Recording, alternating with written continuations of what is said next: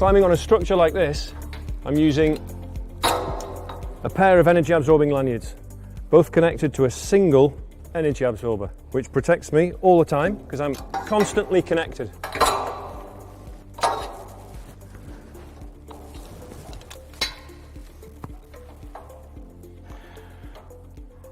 Once I arrive at the workplace, then the first thing I need to look for are suitable anchor points.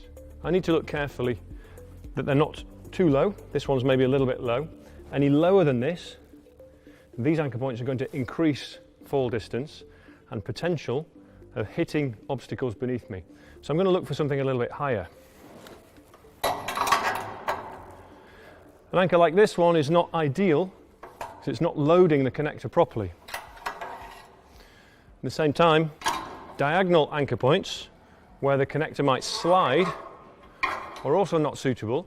I need to be careful because if I was to fall now, the connector will slide the length of their diagonal, adding height to my fall distance, and it might even exceed the capacity of the energy absorber. So I'm going to choose an anchor point a little bit higher.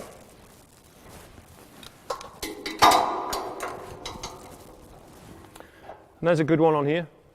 Nice high anchor point. Not too high, of course. If it's too high and my work is beneath me, it might limit my workplace as well.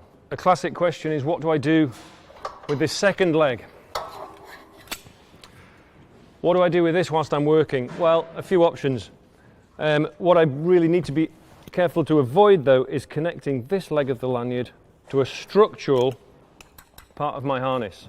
If I was to connect to an anchor point or even to a gear loop, attachment point or a gear loop, and I was to fall, then during that fall the energy absorber can begin to deploy, but it'll be stopped quickly as this rigid part of the lanyard becomes tight.